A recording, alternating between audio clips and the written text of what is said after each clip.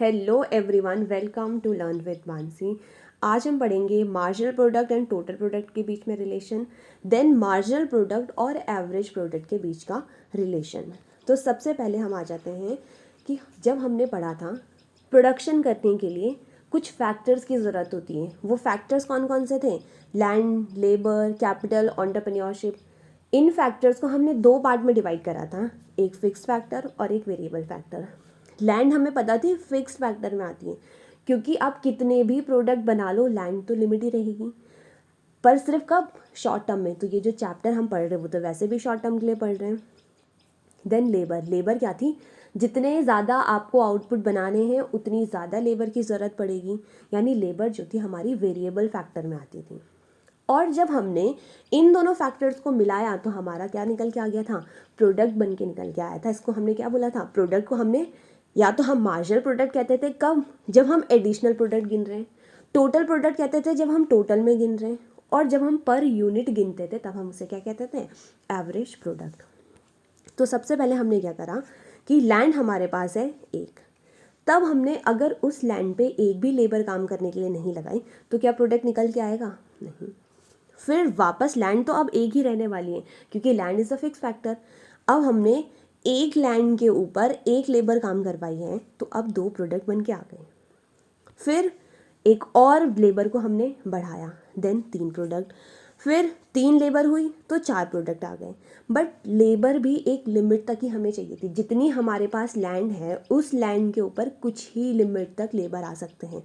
अगर आप access labour को बढ़ाओगे तो फिर होगा क्या? प्रोडक्शन हमारी गिरने लगेगी। बोला था ना डिक्रीजिंग रिटर्न ऑफ फैक्टर होता है। तो अगर तीन की ही ज़रूरत है और अब आप चार लेबर लगा रहे हो तो प्रोडक्शन क्या हो जाएगी? गिर जाएगी, यानी तीन हो गई। फिर आपने और एक्सेस लेबर बढ़ाई, देन दोबारा प्रोडक्शन गिरती गई। फिर आप लेबर बढ़ाते गए, प्रोडक्शन गिरती गई।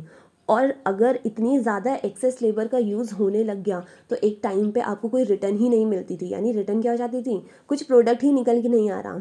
एक लैंड के ऊपर 7 बंदे काम कर रहे हैं तो भी कुछ काम नहीं हो रहा है। इसका मतलब अब वो क्या हो गया था? एक्सेसिव आपने लेबर यूज़ कर ली थी।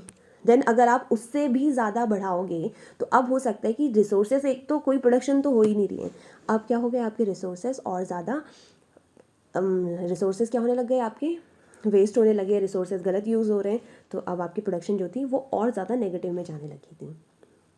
मार्जिनल एडिशनल था, तो मार्जिनल को जोड़ जोड़ करके हमने क्या बनाई थी? Total product. पहले में जब मार्जिनल प्रोडक्ट निल है तो टोटल प्रोडक्ट भी कुछ होगा ही नहीं। अब जब हमने दो मार्जिनल प्रोडक्ट बनाई थी तो दो में दो, अब हमारे पास टोटल भी दो निकल के आया। फिर दो में तीन जोड़ा, पाँच। फिर हम प्लस करते गए करते गए करते गए तो हमने क्या बना दिए? कैसे प्लस करा हमने? ज़ीरो में two, two, two plus three five, five plus four nine, nine plus three 12, 12 plus two 14 and then 15, 15 minus 1 14। तो ये हमारे क्या निकल के आ गई थी? टोटल प्रोडक्ट भी हमने बना दिए थे।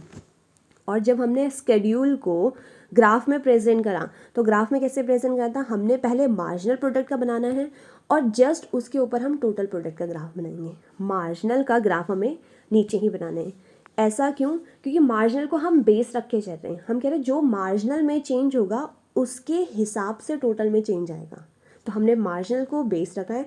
मार्जिनल क्या होगा? हमारे पहले नीचे मार्जिनल बनेगा और देन ऊपर हमने क्या बनाना है? टोटल प्रोडक्ट को ड्रॉ करना है। तो जब हमने इन्हें ड्रॉ करा तब हमने देखा कि देखो मार्जिनल प्रोडक्ट क्या हो रहा था? गिर रहा था। जब तक मार्जिनल प्रोडक्ट आपका गिर रहा था, सबसे पहले मार्जिनल प्रोडक्ट इंक्रीज हो रहा था, तब हमने कहा इंक्रीजिंग रेट ऑफ रिटर्न है। देन मार्जिनल आपका क्या होने लगा था? डिक्रीज होना स्टार्ट करा था। देन मार्जिनल ज़ीरो एंड फिर नेगेटिव में पहुंच गया। सेम जब हमने टोटल प्रोडक्ट बनाया, टोटल में देखो 2, 5, 9, 12, 14, 15, सिर्फ टोटल क्या होते जा रहा है? बढ़ते जा रहा है, बढ़ते जा रहा है, बढ़ते जा रहा है। फिर 15, 15 यानी वो कांस्टेंट हो गया। देन 15 से 14 अब आपकी टीपी ने डिक्रीज होना स्टार्ट करा। जब आपने ग्राफ भी प्रेजेंट कर दिया, अब आपको क्या बताना है कि रिलेशन इनके बीच में एक्चुअल में है क्या? मतलब मार्जिनल में क्या हो रहा है तो टोटल में क्या हो रहा है। ये रिलेशन जो है हमने 3 पॉइंट में देखे थे। अब ये 3 पॉइंट में क्या था कि जब एमपी इंक्रीज होगा तो तब देखो हमने एमपी देखा, एमपी इंक्रीज हो रहा है ना, तो टीपी में बताओ क्या हो रहा है? टीपी भी इंक्रीज हो रहा है एट इंक्रीजिंग रेट, जो रेट है, रेट हम हमेशा किससे पता लगाएंगे, रेट हमेशा मार्जिनल से पता लगाएंगे।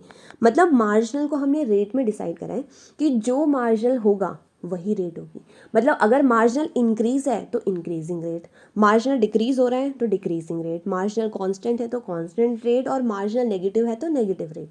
तो जो भी मार्जिनल में होगा, मार्जिनल में इंक्रीज हुआ ना, मार्जिनल में अगर इंक्रीज हुआ है तो रेट भी इंक्रीजिंग है।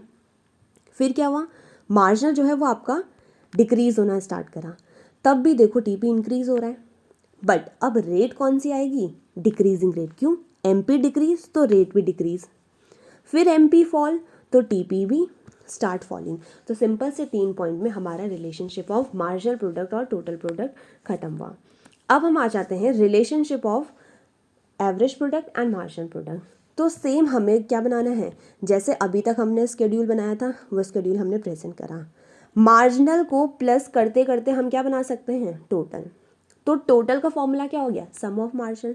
अब मार्जिनल को प्लस करते जाओ, टोटल आपका बनते जाएगा। अच्छा, जब आप ये बताओ मार्जिनल को प्लस करके टोटल बना रहे हो तो क्या टोटल में से माइनस करके मार्जिनल बना सकते हो? हाँ, तो हमारे टोटल का क्या फॉर्मूला हो गया, मार्जिनल का ऐड, मार्जिनल का फॉर्मूला हो गया टोटल को माइनस। तो इसीलिए हमारे इसका फॉर्मूला क्या हो गया, एमपी का TPN-1। अब ऐसा फॉर्मूला क्यों हुआ, एन मतलब अगर आपको लेट सपोज ये वाला टीपी जानना है, जिस टीपी में 14 है, आपको नहीं पता ये 14 है, तो अब देखो कि इस टाइम पे आपको मार्जिनल जानना है, सॉरी, अगर आपको मार्जिनल जानना है, 2 मार्जिनल है, तो आप टीपी देखो कितना है, यही वाला सेम टीपी 14, और 14 में से 2 यानी उसके n-1 बोला, यानी उससे ऊपर वाला आप टोटल हो, तो 14 - 2 2, 14 - 12 2। देन अगर आपको ये फाइंड आउट करना है तो इसमें सेम जस्ट बगल वाला और उसके ऊपर वाले को माइनस करो, 9 - 5 = 4। इसीलिए मार्जिनल का फॉर्मूला क्या बन गया, TPN - TPN-1। अब जब हमारे पास मार्जिनल भी है, टोटल भी है, तो अब हम एवरेज निकाल सकते हैं। तो एवरेज का फॉर्मूला क्या होता है, एवरेज का मतलब आपको पर यूनिट चाहिए, और पर यूनिट मतलब आप टोटल बता दो और लेबर बता दो, दोनों को डिवाइड करके हम पर यूनिट निकाल देंगे। टीपी डिवाइडेड बाय लेबर हमारे पास पर यूनिट निकल के आएगी।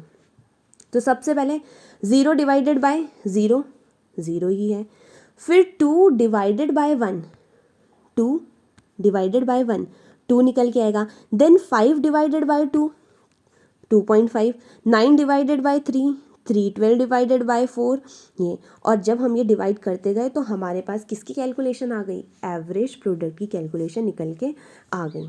अब देखो हमें रिलेशन किसके बीच में बताना है, हमें रिलेशन बताना है मार्जिनल और एवरेज के बीच में। तो अब टीपी को छोड़ दो, हम सिर्फ मार्जिनल और एवरेज देखेंगे कि मार्जिनल में क्या हो रहा है और एवरेज में क्या हो रहा है। तो सबसे पहले एवरेज का एनालाइज करते हैं, क्योंकि मार्जिनल तो हमने पढ़ ही लिया है। एवरेज में हमने देखा पहले 0, 2, 2.5, 3, तो क्या नज़र आ रहा है, बढ़ते हुए नज़र आ रहा है। देन 3, 3 कांस्टेंट हो गया, और उसके बाद क्या होने लगा, 2.8, 2.5, 2.14, तो डिक्रीज हो रहा है। इसका मतलब एवरेज में भी इंक्रीज हो रहा है, कांस्टेंट रह रहा है और डिक्रीज हो रहा है। अब हम इसको क्या करेंगे, ग्राफ में प्रेजेंट करेंगे, और ग्राफ में प्रेजेंट के साथ साथ हमें क्या बताना है, मार्जिनल और एवरेज को देखते हुए हमें इनके बीच का रिलेशन निकालना है। तो जब हमने रिलेशन निकालेंगे तो देखो मार्जिनल में क्या हो रहा था, मार्जिनल भी इंक्रीज हो रहा था, 2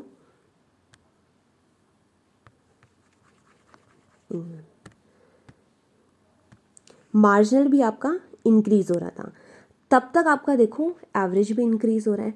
बट अब हमें ये कैसे पता चलेगा कि हम पहले मार्जिनल को ड्रॉ करें या एवरेज को ड्रॉ करें। तो देखो एवरेज जो है वो आपका हमेशा मार्जिनल से ऊपर है, यहाँ 2 है, यहाँ 2.5 है, यहाँ 3 है, यहाँ भी 3 है, बट इन दोनों के कंपैरिजन में देखो ऊपर कौन आ रहा है, एपी आ रहा है। तो हमने बोला एपी को हम रखेंगे, बट एपी कैसे रखेंगे, एपी को हम इंक्रीज तो रखेंगे, मार्जिनल को भी इंक्रीज रखेंगे, बट हमने बनाया क्या, एपी को बनाया, देन उसके ऊपर हमने मार्जिनल को बना दिया। फिर जब हम और आए तब हमने देखा कि अब मार्जिनल में क्या हो रहा है, मार्जिनल डिक्रीज हो रहा है, एपी भी डिक्रीज हो रहा है, बट ये देखो यहाँ पे दोनों में 3 3 आ गया, और अगर दोनों में सेम नंबर आया है इसका मतलब दोनों के दोनों एक दूसरे को कट कर रहे हैं। फिर ये डिक्रीज़ हुआ, ये भी डिक्रीज़ हुआ, बट डिक्रीज़ कैसे हो रहा है? यहाँ पे 2 है 2.8, यहाँ 2 के बाद सीधा 1 पहुँच गया, बट यहाँ 2.8 के बाद 1.5 ही है। तो जो ए पी आपका डिक्रीज़ तो हो रहा है, ये 1 से सीधा 0 पहुँच गया, ये 2 से 1 बहुत लंबी लंबी छलांग मार रहा है, 2 से 1, 1 से सीधा 0, देन -1 पहुँच गया। बट एवरेज भी कम तो हो रहा था, बट कम कैसे हो रहा था? 2.8, 2.5, 2.14, तो एवरेज आपका क्या हो रहा है? कम तो हो रहा है बट बहुत स्लो हो रहा है एज़ कम्पेयर टू मार्जिनल। तो अब मार्जिनल की रेस बहुत ज़्यादा तेज़ है, और अगर मार्जिनल तेज़ है तो मार्जिनल क्या होगा? एवरेज से आगे निकल जाएगा। अगर मार्जिनल देखो एवरेज से आगे निकल गया और अब आपका एवरेज स्लो हो गया। तो ये जब हमने ग्राफ बनाया, इसी ग्राफ को हमें क्या दिखाना था? इनके बीच में रिलेशन दिखाना था। देखो सबसे पहले रिलेशन में जब हमने ये बनाया, तो अब हमने इस रिलेशनशिप को कैसे एनालाइज करा? सबसे पहले आपका M P is greater than A P, M P is greater than A P, मतलब एम पी आपका बहुत तेज है as compared to A P. M P बड़ा है, ए पी छोटा है। तब तक देखो ए पी में क्या हो रहा है? ए पी भी आपका इंक्रीज ही तो हो रहा था सबसे पहले। फिर एम पी और ए पी क्या हो गए? इक्वल हो गए। इक्वल होने का मतलब M P curve cut A P from its top. Top क्यों बोला? क्योंकि एम पी जो है इसके ऊपर से कट करते हुए आ रहा है, तो कट तो कर रहा है बट कहाँ से कट कर रहा है? टॉप से कट कर रहा है। फिर एम पी क्या हो गया? एम पी इससे नीचे आ गया। नीचे क्यों आया? क्योंकि जब उसे डाउन जाना था एम पी बहुत तेज हो गया था, तो जब एम पी नीचे आया तो ए पी क्या हो गया? ऊपर हो गया। ए पी ऊपर हुआ तब हमने क्या देखा कि ए पी जो है वो फॉल होना स्टार्ट कर रहे हैं। तो हमें रिलेशन किसके बीच में बताना था? एम पी और ए पी को। तो हमने एम पी और ए पी दोनों को कंपेयर करा और उसके साथ साथ हमने ए पी को देखा ए पी में क्या हो रहा है। तो ये था दोनों के बीच का relation. So that was all for today. Thank you.